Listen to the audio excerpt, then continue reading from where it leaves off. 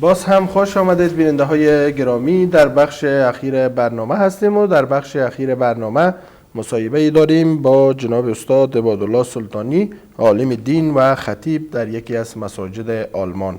موضوع برنامه ما هم است وضعیت مسلمانان در اروپا. استاد گرامی خوش آمدید. سلامت باشین. خریس محترم، همچنان از شما تشکر میکنم. اولا اجازه بدین که سلام خدا خدمت تمام بینندگان محترم تلویزیون هلال و از طریق شما خدمت تمام همکاران عزیز تقدیم بکنم. خوش شدم که امروز در کنار شما هستیم. سلامت باشین استاد. استاد از اینجا آغاز میکنیم که به شکل عموم اگر بگوییم که وضعیت مسلمانان در اروپا چگونه است؟ الحمدلله و الصلاة و السلام علی رسول الله، اما بعد فاعوذ بالله من الشیطان الرجیم. بسم الله الرحمن الرحیم. نظر به فرموده نبی کریم صلی الله علیه و سلم، حدیثی که مسند احمد نقل میکنه که رسول الله صلی الله علیه و سلم میگه که این دین در جای میرسد که شب و روز در اونجا میرسد و هیچ خانه متروک قرار نمیگیرد، چه خانه قلوخی هست، سنگی هست، این دین در اونجا میرسد. سپاس کراوان خداوند هست که یقینا صدای از دین، نام از دین و نام محمد رسول الله صلی الله علیه و سلم امروز در سراسر جهان رسیده. دیگه بنابراین به شکل کل یا به شکل عموم باید بگویم که چیزی را که ما از دنیای غرب میبینیم خوشبین آینده هستیم. انشاءالله آینده از آن اسلام هست و اسلام پیروز شدنی هست و انشاءالله که سرزمینه هایی که امروز به جهالت و الحاد بدینی به سر میبرند انشاءالله که روزی خواهند شد که به عنوان مسلمانان بسیار قوی در کنار ما خواهند بود انشاءالله. استاد، عمده ترین چالش ها فراراه مسلمانان در اروپا چی است؟ یقینا راه دعوت پر از گل ها نیست. راهی است که خارها داشته می باشد. شرط اول استقامت دعوتگر هست که انسان اخلاص به الله داشته باشد و نیتش پاک باشه و از در صورت یقینا که مشکلات پیش می آید. وقتی که ما در یک کشوری که کاملا اسلامی و یک کشوری که به میلیون ها انسان را در راه از دین فدا کردن، وقتی که در این کشور ما هم در راه دعوت دین مشکل داشته می باشیم، این طبیعی است که در کشورهای غیر اسلامی که اونها خصوصا رهبران و سرانشان هر روز بر علیه مسلمان ها برنامه هایی دارند، توطئه هایی میکنند، دسایس را میچیدن، یقینا که در اونجا هم مشکلات خود را داشته می باشیم. اما به شکل کل الحمدلله دعوت خوب پیش میره. بله استاد، آزادی بیان و آزادی عقیده که غربی ها همیشه مطرح میکنن چقدر بر مسلمان ها هم این موضوع تطبیق میشود؟ آزادی بیان نسبتا خوب هست. چیزی را که اونها میگن به اساس همون دموکراسی که گفتن تا یک حدی را پابند هستن. حدش همیست که مثلا آزادی بیان که میگه یک شخص حق دارد که افکار خود، اندیشه خود را، دین خود را آزاد بیان بکنه، برای مردم بگویه. اما باز در یک محدوده به شکل غیر مستقیم فشار میته، اما فشارشان به شکل فعلی که شکنجه بزنه و چک بزنه و بیزت بکنه او یک چیزی وجود نداره. اما اونا باز به شکل قلم آدم یک مشکل خلق میکنه، مثلا یا برای اسنادش یک مشکل برش جور میکنه یا مثلا یک دوسیه برش میندازه. این مشکلات ها پیش میآید. اما به شکل کلی که یک مبلغ، یک مقرری که به اساس ارشادات دین خود صحبت میکنه در یک منبر و محراب، در اینجا مثلا استاد شما به عنوان یک عالم دین میتونین از مردم مظلوم فلسطین دفاع بکنین و از اشغال فلسطین صحبت بکنین؟ بله، از مردم مظلومی که در کشورها بوده، مثلا سوریه، فلسطین، افغانستان، از این صحبت میشه و میگم که مردم مظلوم است، در این مشکل ندارن. ولی وقتی از غصب و از ظلم و شکنجه و بربریت یهود صحبت شود، باز او صورت بازی گپ خوششان نمیاد. باز او صورت هست که دوسیه جور میکنن، چا میکنن، مشکلات را خلق میکنن، آدم نمیگذارن که افکارش، یعنی یک دوسیه برای جور میکنه، خلاصه آزادی خود را باز او صورت نداشتن میشه. یعنی هنوز هم از حکومت مردان اروپا غرب هراس دارن از اسلام. چرا استاد؟ چرا از گسترش اسلام هراس دارن؟ مشکل اساسی این نکته است که اینا چرا هراس دارن. اگر مردم به شکل نرمال گذاشته شود، امور رقمی که الله متعال قرآن میگه که فطرت الله التي فطر الناس عليها لا تبديل لخلق الله ذلك الدين القيم، اگر دولت مردا و سیاست مداران و کسانی که در مطرح هستند در ردیف اول سیاسیون هستند، اگر مردم بگذارن نرمال، یقینا که شاید به زودترین فرصت به اسرع وقت اکثریت اروپا مسلمان شود و اسلام خود اعلان بکنن. اما اینها برنامه های را میچینن و توطئه میکنن، اسلام نامبد میسازن، اسلام هراسی را جور کردن. اینها تشویش های خودشون دارن، ترس خود را دارن، به خاطر از اینکه اینها از دینشان خیر خدا به اصطلاح ندیدن. اینها دینشان فقط منحصر به کنج کلیسا ماند. اما اسلام اینها میدانند که اسلام دینی هست که جامع هست، دین کامل هست، دینی هست که برنامه برای تمام ابعاد زندگی و بعد از زندگی برای انسان ها داره.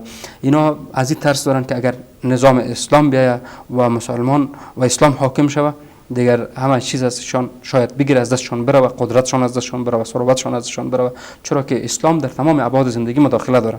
از این ترسشان وجود داره. بنابراین از اون خاطر است که اسلام هراسی را شروع کرده. که دشمنی سیاسیون هست و دشمنی سیاسی شاید باشه. آیا دشمنی های دینی هم وجود داره که پشت پرده مثلا کلیسا و یهود و اینا پشت پرده وجود داشته باشند در دشمنی؟ حقیقت واضح هست که این مسئله را قرآن کریم هم برای ما واضح ساخته و تاریخ هم ادوار تاریخی از دشمنی های از اونها این مسئله را بیان کرده و زیاد از چیز تقیه کار میگیرن، در ظاهر خود دوست نشان میتن، اما قرآن کریم میگه که یا ایها الذین آمنوا لا تتخذوا بطانة من دونکم لا یألونکم خبالا ودوا ما عنتم قد بدت البغضاء من افواههم وما تخفی صدورهم اکبر.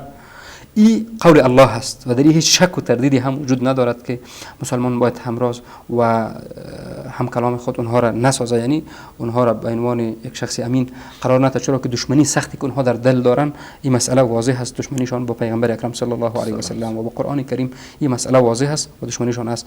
اما در ظاهر فعلا با اساس اینکه اونها خود در جهان به عنوان بشر دوست نشان بدن، یک مسئله یا دیدگاه پلورالیسم دینی را مطرح میکنن که بیاین یک کمکی از ما را بگیرین، یک کمک ما شما را میگیریم و بیاین یک بشر دوستی بکنیم.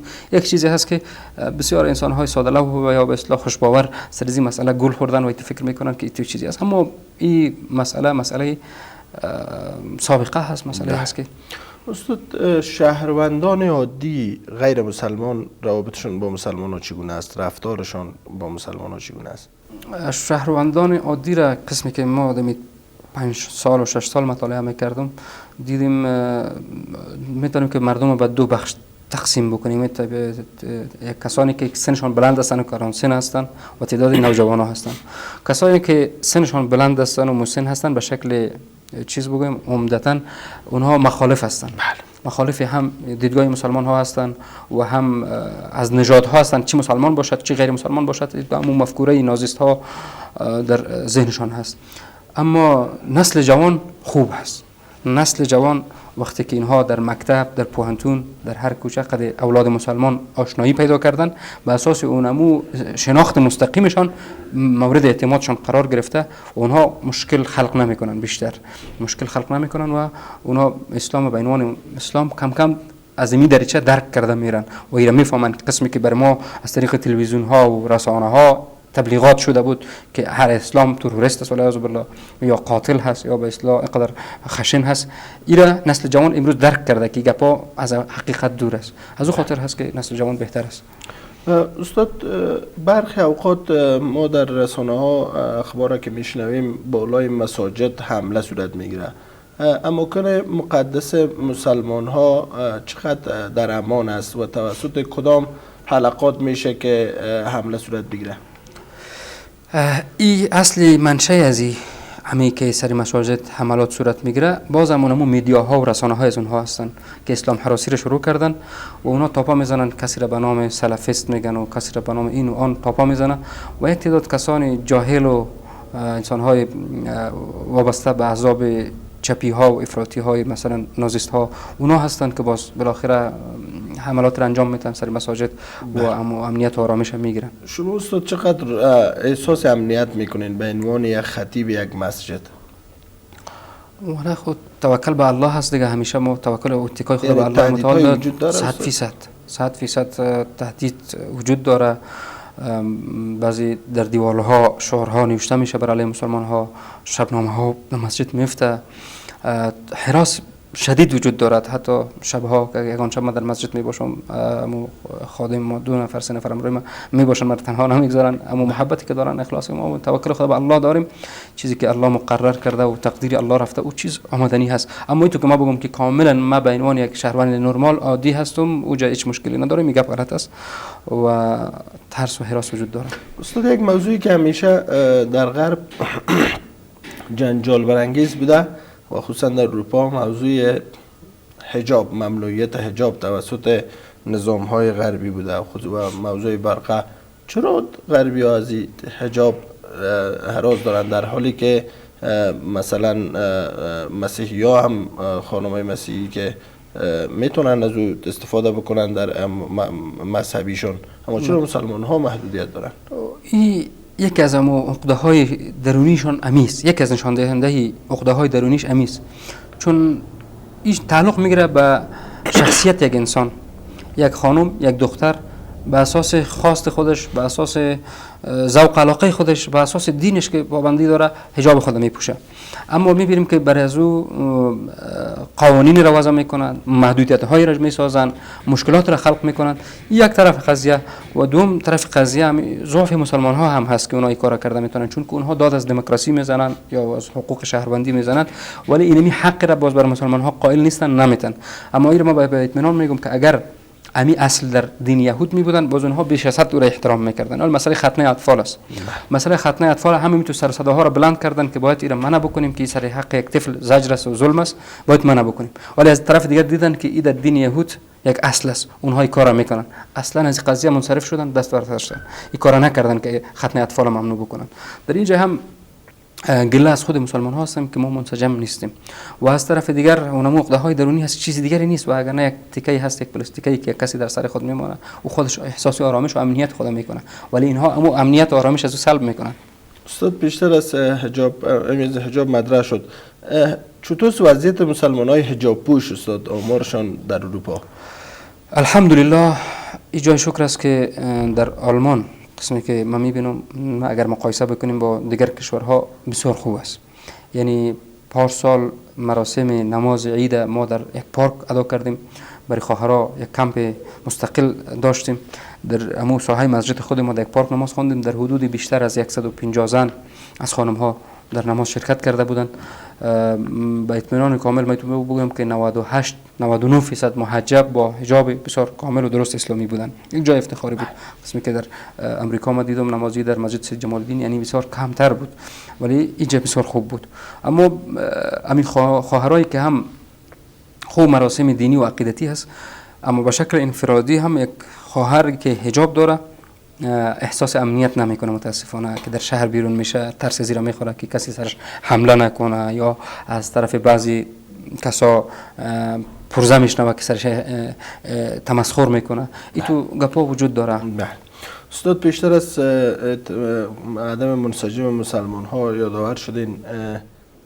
مسلمان ها کدام اتحادیه، کدام چیزی دارن که انسجام داشته باشن همایشان؟ متاسفانه که نه. منظورم از کل کشورها بوده عمومی؟ نه خیر، تنها در شهر همبورگ تقریبا مساجد خاصه تعداد 120 مسجد هم بالا هست، رسمی و غیر رسمی، اما تقریبا یک 60-65 مسجد یک سلک رسمی که مساجد رسمی هست، اینها ثبت دولت هستند و شورای مساجد دارن. 60 مسجد در حلقه داخل هستند که مختلف برادرها، بعضی مساجد افغان های مونده و شامل هستند، عرب ها هستند، ترک ها هستند، اما باز هم حرکتشان تو متحدانه نیست، اختلافات داشته می باشند. در مجموع یک مثلا مسئله عید اگر ما بیان بکنیم، یکی از روزهای مذهبی ماست، و اساس قانون ما حق داریم که در روز عید رخصت باشیم. اما سر ازمی که کدام روز عید میشه ما متفق القول نیستیم. پاکستان یک روز عید میکنه، ایرانی‌ها دیگر روز عید میکنه، افغان‌ها دیگر روز عید میکنه. بنان ما نمیتونیم که روز عید خود برای یک ماه پیش یا 15 روز پیش برای اونها بگیم که روز سه شنبه عید ما هست که میره برای ما رخصت اعلان بکن. پس وقتی که ما نتونستیم این کار کرده، همه محروم میشه. ما نمیتونیم بگیم که سه شنبه عید داریم. از این لحاظ یک چیزی را که من همیشه در خبرها تعقیب میکنم، ترکا در اروپا اتحادیه های دارن و حکومت هم از اونها حمایت میکنه.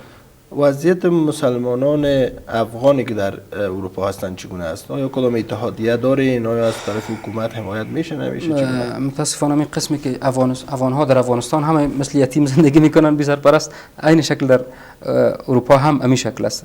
ولی را باید بگویم الحمدلله که رئیس جمهور فعلی کشور ترکیه یک انسان محبوب و دلسوزی هست که برای دین خدا زیاد تلاش میکنه و کارکرده هایش ملموس است. ما میبینیم که نقش بسیار مستقیم و فعال دارد در رابطه مساجد، در رابطه شوراهای مساجد. حتی ائمه‌ای که در مساجد مقرر میشه در مساجد ترک ها از طرف وزارت دیانت خود ترکیه توظیف میشه برای مدت 6 ماه یا 1 سال نظر به لزوم دید از اونها، او باز تبدیل میشه در دیگه مسجد میره، دیگه امام میاره. یعنی رابطه مستقیمی داره که این بسیار بر سر غربی ها بدم میخوره، بسیار سختم تمام میشه و همیشه در رسانه ها یکی از انتقادهایشان امی هستند که ما اسلام اردوغانی یا اسلام فلانی در اروپا نمیخوایم.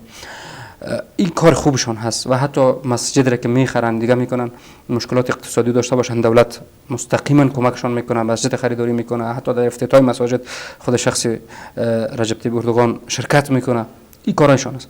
اما برعکس اگر از افغانستان ما بگوییم یقینا که بسیار مایوس کننده هست. حتی در زمانی که آقا جلالی وزیر سفیر افغانستان در برلین بودن، من رفتم برشان به عنوان نماینده مسجد که شما بیاین در هامبورگ بیشتر از 40,000 افغان زندگی داره، شما یک سفیر هستین به حساب رابطه نظامی مردم هستین، شما باید ما 5 مسجد بزرگایش جمع میکنم، شما یک صحبت داشته باشین، یک انسجام به وجود بیاد. وعده کردن و آمدن. بعدش آقای آریایی که آمد، حتی او خو امو روابط نیمکالایی که هم حداقل یک سلام بود امور هم قطع کرد، حتی از پشت کلکین جواب داد که ما با مساجد سر و کار نداریم. یعنی اصلا اینها فراموش کردن که آخر چی هستن، وظیفهشون چی است و اینکه یک رابطه را به وجود بیارن و وحدت اسلامی را به وجود بیارن، وحدت افغانی را به وجود بیارن و مشکلات مردم حل بکنن. یک چیزی وجود نداره متاسفانه. استاد شما در آلمان هستین، از آلمان بیشتر بگوین که مسجدتون در کجا موقعیت داره و چقدر نمازگزار هم میآید و در پهلوی مسجد مصروف چه کارهای دیگر هستید؟ در شهر هامبورگ کشور آلمان هستم و مدت 5 سال شد، این 4 سال ششم هست که در اونجا هستیم. دیگه مسجد ما فعلا در یک جایی هست که از ملکیت خود مسجد نیست، کرا گرفتیم، ولی الحمدلله ما تونستیم کرده که پارسال یک مسجد را خریداری کردیم. فعلا کارهای زود در جریان هست که ما را به عنوان مسجد تشناب و منبر و گنبد و چیزا شد جور کنیم بخیر. دیگه این مسجد فعلی موقتی هست، کرایی است، ساحه‌اش قدر زیاد کلان نیست. تقریبا در قبل از کرونا در حدود 350 نفر تا 360 نفر نمازگزار جای میشد که 300 نفر یا بیشتر برای مردها و 50-60 نفر برای خانم‌ها جای داشتیم و داریم. کالو تعداد کمتر شده و از این خاطر است که ما 2 دفعه 3 دفعه نماز جمعه میخوانیم.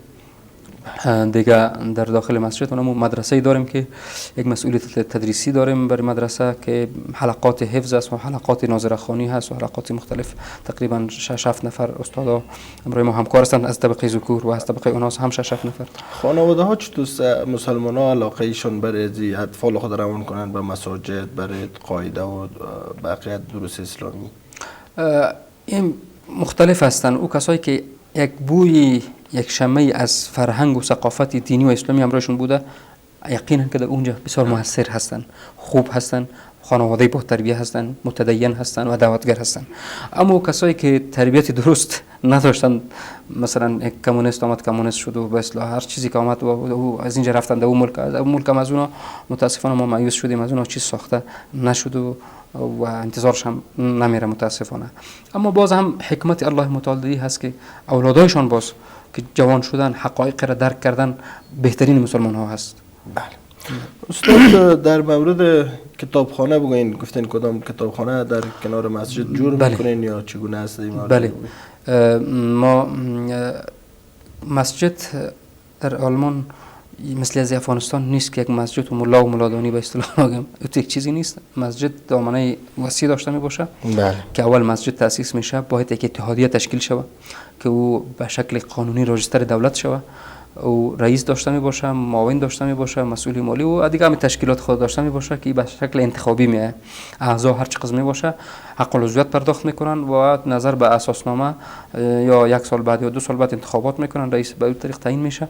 بنان وقتی اتحادیه تشکیل شد باز این بخش گسترده خود داشته می باشه، بخش مسجد هم داشته می باشه، بخش مدرسه را داشته می باشه، بخش، ولی ما کوشش داریم که همون اساسنامه خود کاملا تطبیق بکنیم که حتی بخش کودکستان، بخش امی کسانی که کهنسال متقاعدین هستن برای اونها هم یک برنامه سرگرمی که اونها از خانه و از تکلیف‌های روانی خلاص شون، بیاین اینجا یک درس مسیر داشته باشن. این پروگرام‌های و برای ایتام تو پروگرام‌ها در اساسنامه تذکر رفته ولی کاملا تطبیق نشده که فعلا در راستای تطبیق کردن از ما قرار داریم که ما تازه کتابخانه را کم کم یک مقدار کتاب خریداری کردیم، یک مقدار آمد رسیده، یک مقدار کتابای هنوز در کابل مونده که زمینه انتقال از اون مساعد نشده و سرمایه گذاری کردیم برش که ان شاء الله کتابخانه خوبی در اونجا متأسس بکنیم. در مورد اسم کتابخانه هم چیزی فکر کردین استاد؟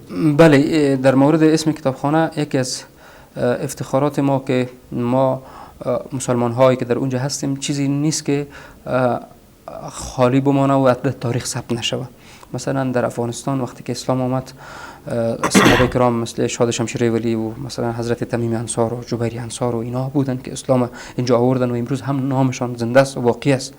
و اینا ما میدانیم که امروزی که ما در اروپا هستیم این فردا روزی در تاریخ اروپا ثبت خواهد شد، در کتب اروپا ثبت میشه که کی آمده بود، چه کار کرد و چه نکرد. از اون لحاظ ما ایتو یک فکر و اندیشه انشالله داریم که بزرگای ما که در راه دین خدمت کردن و شهید شدن و در این راه استقامت نصیبشان شد و جان خدا فدا کردن، در تلاش ازی هستیم که باید نامهای از اونها حتی در اروپا باید محفوظ بمانن و نامشان یاد شود. دیگه در این رابطه هم ما انشاءالله که پلان ما است که این پیشنهاد میکنیم برای اتحادیه خود که کتابخانه خود به نام استاد شهید دکتر محمد عاطف مسما بکنیم و همون مدرسه را هم انشاءالله به نام دکتر صاحب شهید نیازی مسما بکنیم که حدی اقل نام از بزرگای ما در اونجا برای بین مردم مسلمان و غیر مسلمان که یک روز یاد شود که همین محمد عاطف کی بوده یا محمد ایاز نیازی کی بوده. انشاءالله از اهداف بزرگ ما است که انشاءالله کار میکنیم. استاد، یک موضوعی که خیلی داغ بود و در تمام دنیا موضوع سر صدا برپا کرد و اظهارات رئیس جمهور فرانسه در مورد اسلام بود. بله. در اون مورد اگر شما میشه بگوین که مسلمانای اروپا چه واکنش نشون دادن؟ مثلا کشورهای دیگری تظاهرات کردن، تحریم ها انجام دادن، کشور مسلمانایی که در خاک اروپا زندگی داشتن چه کاری کردن در مقابل این؟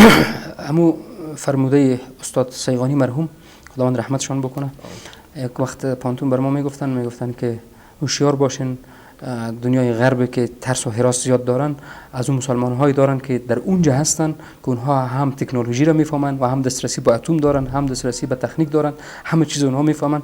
ترس بیشتری از اینها از او جوانا هست نسبت به ما و شما که اینجا افتیدیم یک فیرم میکنیم میگیم جهاد کردیم یک کار را میکنیم و تاثیر از اونها بیشتر است.